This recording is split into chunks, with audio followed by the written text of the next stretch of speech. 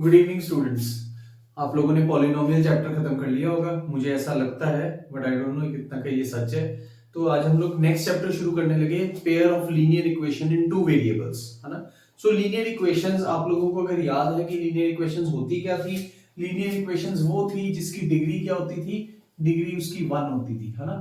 अब हमारा चैप्टर का नाम क्या है, pair of linear equation in two variables, मतलब दो वेरिएबल है ना। सो फॉर एग्जाम्पल मैं आप लोगों को पहले एक एग्जाम्पल लिख के बताता हूं, जैसे 2x + 3y = 1। ये जो इक्वेशन है ये linear equation in two variables बन गई है। लीनियर क्यों है? क्योंकि डिग्री क्या आ गई 1, वेरिएबल कितने आ गए 2। सो इसे बोलते हैं linear equation in two variable. अगर आप लोग छोटी क्लासेस में याद करो, छोटी क्लासेस में आप लोगों ने क्या किया, आप लोगों ने प्लॉटिंग ऑफ ग्राफ किया हुआ है ना। छोटी क्लासेस में आपने कैसे किया था? फॉर एग्जांपल मैं सिंपल इक्वेशंस लेता हूं, लेट अस से x + y = 3 ले लिया आपने एक इक्वेशन, है ना। सो आप क्या करते थे, आप यहां से x निकाल लेते थे तो क्या हो जाता 3 - y, और आप क्या करते थे, एक बॉक्स बनाते थे, है ना। और क्या करते थे, ग्राफ प्लॉट करते थे। कैसे प्लॉट करते थे? y की वैल्यू 0 पुट कर दी, यहाँ पे 0 पुट किया 3 आ गया, y की वैल्यू 1 पुट कर देते तो ये 2 आ गया, है ना। This is the way graph plot करते थे। लेट अस से एक और इक्वेशन ले लेते हैं, x - y = 1, ठीक है। अब इसको प्लॉट करते हैं हम लोग। आपने क्या किया, x क्या आ गया 1 + y आ गया। जब आपने इसका बॉक्स बना के आपने कोऑर्डिनेट्स निकालने की कोशिश की तो कोऑर्डिनेट्स क्या हो गया, y 0 आ गया तो x 1 आ गया, y 1 आ गया तो x 2 आ गया, है ना। अब जब मैं लीनियर इक्वेशन को प्लॉट करता हूं ग्राफ पे, 1 2 3 4 1 2 3 4 -1 -2 -3 -4 -1 -2 -3 -4। तो आप लोग ध्यान से देखिए बेटा, -2 -3 -4, है ना। मैं अभी प्लॉट करके दिखाने लगा हूं ये ग्राफ, है ना। जैसे 3 पे 0, 3 पे 0, ये पहला पॉइंट आ गया आपका, है ना। 2 पे 1, 2 पे 1, ये दूसरा पॉइंट आ गया, 2 पे 1, ये दूसरा पॉइंट आ गया, है ना। मैंने क्या किया, इसको ज्वाइन कर दिया, और ज्वाइन करके मेरे पास क्या आ गई, एक स्ट्रेट लाइन आ गई, है ना। ये देखिए, मैंने जब ज्वाइन किया दोनों पॉइंट्स को, मेरे पास एक स्ट्रेट लाइन आ गई, ठीक है। मैंने फिर इसको प्लॉट करने की कोशिश की। जब इसको प्लॉट किया तो आप ध्यान से देखो क्या हो गया, 1 0 1 0, ये आ गया, है ना। ये आ गया आपके पास। दूसरा आपने क्या किया, 2 1 2 1 पे सेम पॉइंट आ गया। और जब आप इसको प्लॉट करते हो तो आप देखो कि ये लाइन यहां पे क्या कर रही है, लीनियर इक्वेशन इस पॉइंट पे क्या कर रही है, इंटरसेक्ट कर रही है ना।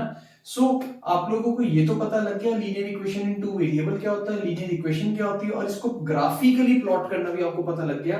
खास बात क्या है, लीनियर इक्वेशन में हमेशा कैसी लाइन बनती है, हमेशा स्ट्रेट लाइन ग्राफ बनता है हमेशा, ठीक है। दो लीनियर इक्वेशन है, अब दो लीनियर इक्वेशन को जब प्लॉट किया तो आपने देखा एक कॉमन पॉइंट आ गया जहां पे वो इंटरसेक्ट कर रहे हैं।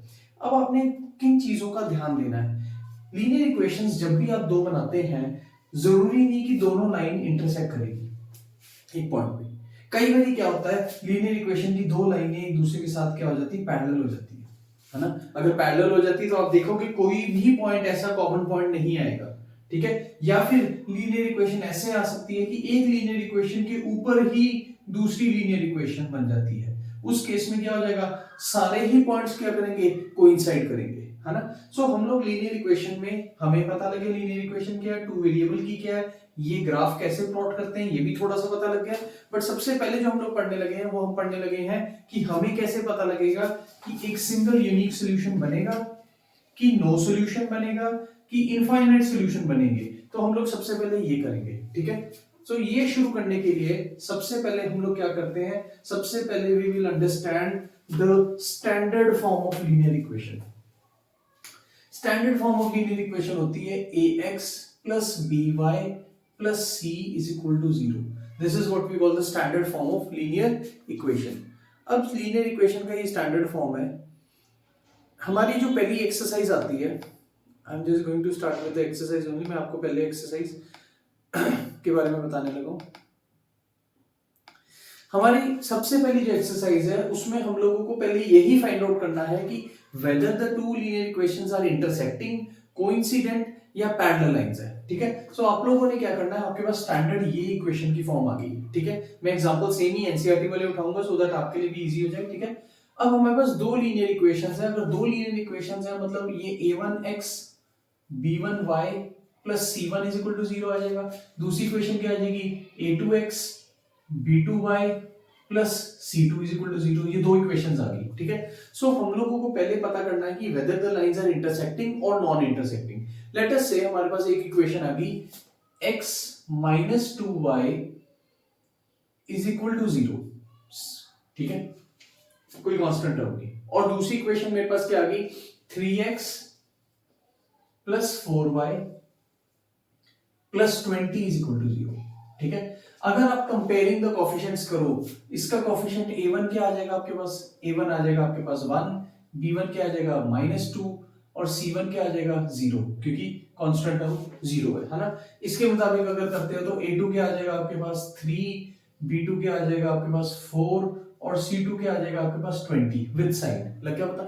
सो सबसे पहला चेक करना है कि वेदर जब आप इसका ग्राफ प्लॉट करोगे और इसका ग्राफ प्लॉट करोगे, whether the graph will be intersecting, whether it will be parallel, whether it will be coincident, है ना। तो उसके लिए आप लोग क्या करने वाले हो, आप लोग a1 अपॉन a2 और b1 अपॉन b2 चेक करने वाले हो। अगर ये वैल्यू a1 अपॉन a2 और b1 upon b2 not equal आ जाए तो उस कंडीशन पे ये कौन सी हो जाती है, यूनिक सॉल्यूशन हो जाएगी, इंटरसेक्टिंग लाइंस हो जाएगी। लग गया पता बेटा। लेट अस सी, अब ये a1 अपॉन a2 मतलब 1/3 आ गया, b1 अपॉन b2 क्या आ गया -2/4। अब आप चेक कीजिए कि ये नॉट इक्वल आ रही है, दैट मींस जब भी इस ग्राफ के आप लोग दोनों इक्वेशंस के ग्राफ प्लॉट करोगे, वो ग्राफ्स क्या बनेंगे आपके, वो हमेशा एक इंटरसेक्टिंग लाइंस बनाएंगे,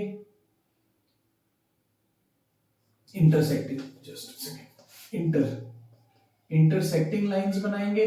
और खास बात क्या होगी, एक यूनिक सॉल्यूशन आएगा, यूनिक सॉल्यूशन होगा जो कि कॉमन पॉइंट होगा। लग गया पता बेटा।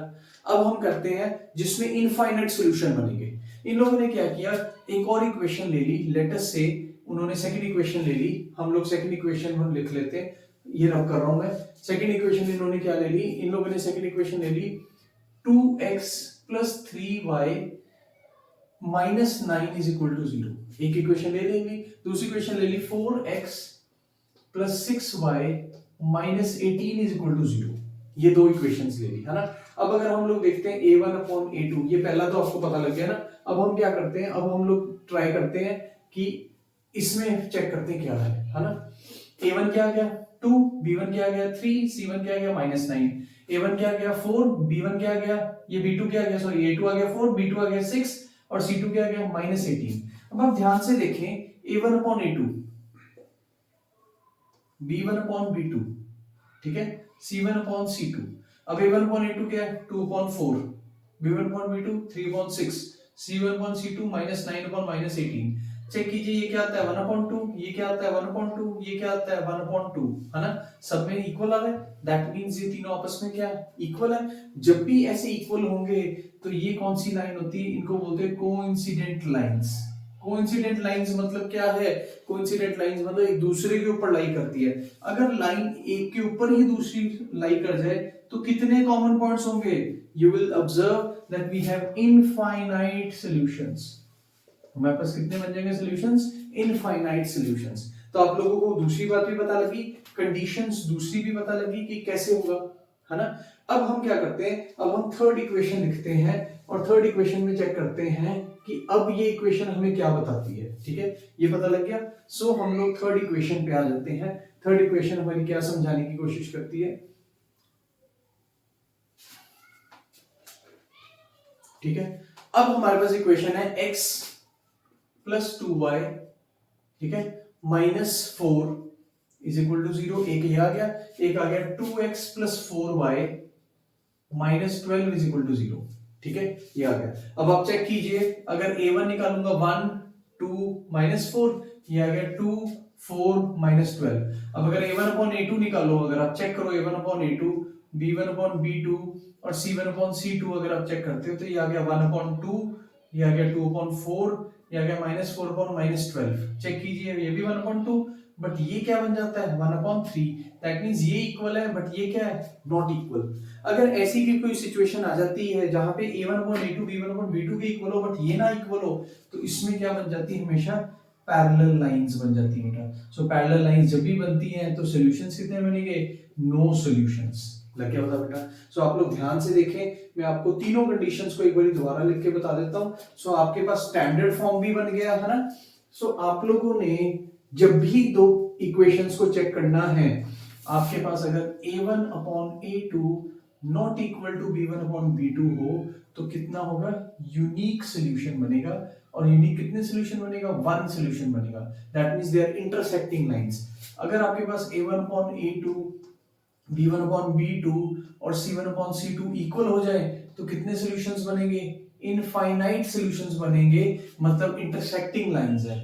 और अगर आपके पास ये बन जाए a1/a2 b1/b2 not equal to c1/c2 तो ये क्या बन जाएंगे, ये हमेशा बन जाएंगी पैरेलल लाइंस बन जाएंगी। और कितने सॉल्यूशंस होंगे, नो सॉल्यूशंस इंटरसेक्टिंग। बताओ यहां तक समझ आ गया बेटा। ये चीज को बड़ा माइंड में रखना है। वाई माइंड में रखना है, आप लोग ध्यान दीजिए बेटा, क्योंकि अगर आप ध्यान से देखोगे इसको माइंड में रखने का ये रीजन है कि जो हमारी पहली एक्सरसाइज है, पहली एक्सरसाइज में ही हम लोग ये करने वाले हैं।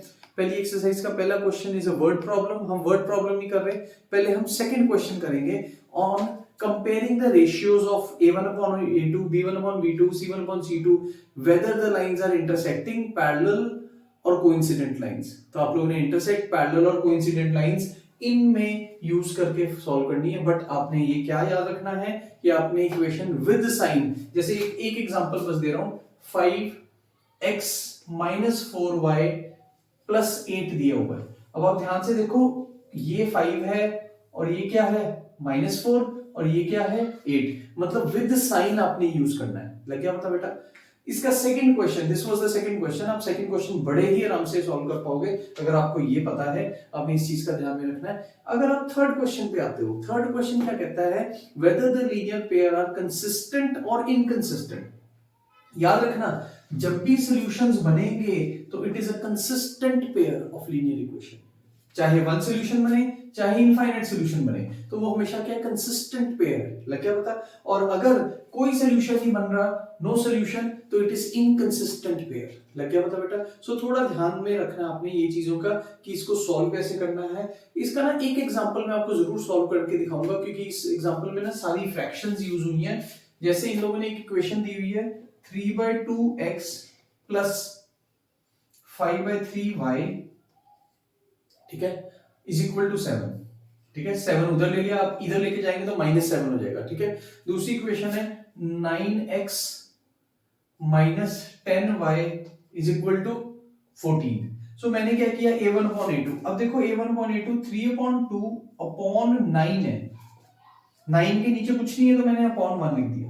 ठीक है, b1/b2 क्या देखो आगे 5/3/-10, कुछ नहीं नीचे, अपॉन 1 लिख दिया। और लास्ट वाला तो सीधा ही है 7/14। अब ऐसे कभी भी फ्रैक्शन होती है ना, ये देखो a/b c/d, ऐसे कभी भी फ्रैक्शन होती है ना, तो याद रखना numerator as it is, reciprocal of denominator. मतलब इस केस में क्या हो जाएगा, numerator as it is, reciprocal of denominator. मतलब ये 3 1 3 3 ये क्या बन जाएगा 1/6। इसमें क्या हो जाएगा, numerator as it is, reciprocal of denominator. लग गया होता, ये क्या बन जाएगा 2, ये भी क्या आ जाएगा 1/6। और लास्ट वाला क्या है 7/14, ये आ जाएगा 1/2, है ना। अब आप चेक कीजिए कि क्या हो रहा है, हमारे कौन सी चीजें आ रही हैं, हमारा कौन सी इक्वेशन बन रही है, आपने चेक करके खुद ही बता देना है। ये हमारा इसके इक्वल नहीं है। अगर पहली कंडीशन ही नहीं है तो मतलब क्या बनने वाला है, यूनिक सॉल्यूशन बनने वाला है। ठीक है, तो आप लोगों को ये सबसे पहली चीज है जो इस चैप्टर में ध्यान देनी है और समझनी है। ठीक है, अब सेकंड चीज इसमें क्या समझने वाली है, सेकंड चीज जो समझने वाली है, ये चीज क्लियर है, हम नेक्स्ट पे मूव करते हैं। ठीक है, नेक्स्ट जो चीज आप लोगों ने इस चैप्टर में समझनी है कि आप कैसे सॉल्व करोगे एक्स वाई निकालने के लिए। एक्स वाई जब निकालना है तो आपने कैसे सॉल्व करना है। अब आप लोगों के पास यहाँ पे काफी सारी वर्ड प्रॉब्लम्स भी हैं इसमें। ठीक है। हम वर्ड प्रॉब्लम्स को आज नहीं डिस्कस करेंगे, वर्ड प्रॉब्लम्स को हम बाद में डिस्कस करेंगे, ठीक है। हम पहले ये मेथड्स को डिस्कस करते हैं कि हमारे पास कौन कौन से मेथड्स हैं जिससे कि हम लोग ये सॉल्व करने वाले हैं एक्सरसाइज को, ठीक है। सो हमारे पास लेट अस से कि हमारे पास कुछ क्वेश्चंस हैं जिसको हम लोग सॉल्व करते हैं, ठीक है। पहला क्वेश्चन है जिसको हम लोग सॉल्व करते हैं, दो मेथड्स होते हैं सॉल्यूशंस निकालने के, एक होता है सब्स्टिट्यूशन मेथड, ठीक है, एक होता है एलिमिनेशन मेथड, एलिमिनेशन मेथड, ठीक है। मैं दोनों मेथड आपको समझाने, हम लोग नेक्स्ट इक्वेशन लेते हैं, जैसे x minus 2y is equal to 1, चलो ये ले ली, और दूसरी इक्वेशन ले लेते हैं minus 2x plus y is equal to 3, ठीक है। ये दो इक्वेशन ले ली। हम लोगों को पहले ही पता है ये यूनिक सोल्यूशन है, क्योंकि ये 1/-2 आता है, ये -2/1 आता है, तो हमें पता है यूनिक सोल्यूशन आना है। अब सब्स्टिट्यूशन में क्या करना है, हम लोग सब्स्टिट्यूशन को भी दो हिस्सों में करेंगे। लेट अस से कि हमने पहली इक्वेशन में x की वैल्यू निकाली, अब पहली इक्वेशन में x की वैल्यू निकालेंगे तो ये 2y उधर जाके क्या हो जाएगा, ऐड हो जाएगा, है ना। अब मैंने क्या किया, ये x की वैल्यू इस इक्वेशन में यहां पे सब्स्टिट्यूट करूंगा। अब जब मैं इसमें सब्स्टिट्यूट करता हूं, x की जगह मैंने क्या लिख लिया, 1 + 2y plus y is equal to 3, ये क्या आ जाएगा, -2 - 4y plus y is equal to 3, -2 - 3y is equal to 3, -2 - 3 is equal to 3y, ये क्या आ जाएगा, -5 is equal to 3y, y क्या आ जाएगा, -5/3, लग गया बेटा। अब ये y की वैल्यू अब यहाँ पे सब्स्टिट्यूट करेंगे, मैं ऊपर करके दिखा रहा हूँ बेटा सब्स्टिट्यूट। जब मैं y की वैल्यू सब्स्टिट्यूट करता हूँ 2 × -5/3, ये क्या आ जाएगा, 1 - 10/3, एलसीएम 3 आ गया, 3 - 10 मतलब -7/3 आपकी x की वैल्यू आ गई, ठीक है। ये मेथड क्या था, मैंने x की वैल्यू सब्स्टिट्यूट की। अब मैं क्या करता हूँ, y की वैल्यू सब्स्टिट्यूट करता हूँ। अब y की वैल्यू सब्स्टिट्यूट करने के लिए मैंने y को उधर ले गया और 1 को इधर ले आया, सो दैट मींस मेरी ये इक्वेशन देखो क्या बन जाती है, x - 1 is equal to 2y, है ना। और अगर y निकालना हो तो क्या हो जाएगा, x - 1/2, लग गया बेटा। अब ये जो y की वैल्यू है मैं यहां पे सब्स्टिट्यूट करूंगा। लेट अस से ये देखो -2x प्लस क्या आ गया y की जगह, x - 1/2 is equal to 3, LCM ले लिया आपने, यहाँ पे 2 आ गया, ये क्या हो गया, -4x plus x - 1 is equal to 3, ये 2 उधर जाके क्या होगा, मल्टीप्लाई, इसको सॉल्व करो, -3x - 1 is equal to 6, -3x ये उधर जाके क्या हो गया 7, 1 उधर जाके ऐड हो गया, x क्या आ गया 7/-3 या फिर -7/3, चेक कीजिए x की वैल्यू यहाँ पे देखिए और यहाँ पे देखिए सेम आ गई, है ना। अब अगर आप ये x की वैल्यू यहाँ पे पुट करते हो इसकी जगह, थोड़ा सा कॉम्प्लिकेटेड है इसलिए मैं ये पुट करके दिखाऊंगा, यहाँ पे वैल्यू क्या आ जाएगी, ये -7/3 - 1 divided by 2 is equal to y, ठीक है। एलसीएम ऊपर ही ले लेते हैं, -7 - 3/2 अपॉन 3/2, इसको फर्दर सॉल्व करते हैं, -10/3/2। मैंने क्या बताया था, अगर ऐसे कॉम्प्लिकेटेड हो जाए तो डिवाइडेड बाय क्या कर देना, 1, numerator as it is, denominator का क्या हो जाएगा बेटा, रेसिप्रोकल हो जाएगा, है ना। ये कितना आ जाएगा, y की वैल्यू कितनी आ गई, -5/3, बताओ समझ आ गया बेटा। ये हमारे पास कौन सा आ गया मेथड, ये हमारे पास आ गया सब्स्टिट्यूशन मेथड, ठीक है। मैंने दोनों मेथड करा दिया, x फाइंड आउट किया, x की वैल्यू सब्स्टिट्यूट की, y फाइंड आउट किया, y की वैल्यू सब्स्टिट्यूट की, ठीक है। इसको बड़े ध्यान से समझना। नेक्स्ट जो हमारे पास आ जाता है वो आ जाता है एलिमिनेशन मेथड। अब एलिमिनेशन मेथड में हमें एलिमिनेट करना क्या है ये चेक करना पड़ेगा। हम लोग x एलिमिनेट करना चाहते हैं कि y एलिमिनेट करना चाहते हैं। अब मैं दोनों चीजें एलिमिनेट करके दिखाता हूं। लेट अस से हमने पहले x एलिमिनेट करना है, ठीक है।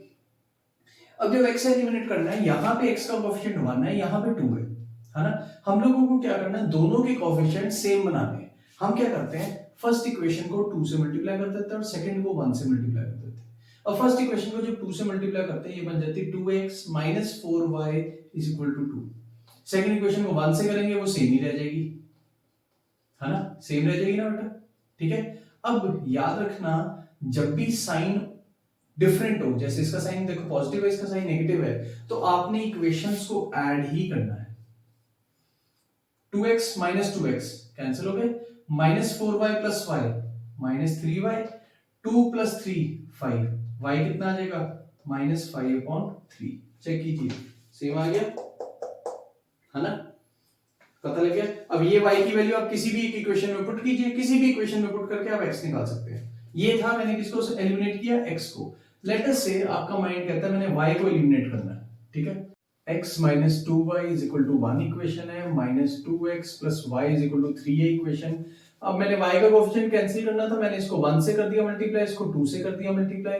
ये क्या आ गया, x minus 2y is equal to 1, और ये क्या बन गया minus 4x plus 2y is equal to 6। अब आप देखिए कोएफिशिएंट सेम हो गए। अब आपको पता है मैंने क्या बोला था, कोएफिशिएंट सेम हो और साइन ऑपोजिट हो तो आपने क्या करना है, इक्वेशन को ऐड। तो ये क्या करोगे, plus x minus 4x minus 3x आ गया, minus 2y plus 2y 0 cancel हो गए, 6 plus 1 7, x कितना आ जाएगा देखो -7/3। चेक कीजिए x की वैल्यू यहां से और चेक कीजिए यहां से वैल्यू चेक कीजिए x की और y की। अब देखिए हर केस में वैल्यू सेम आ गई।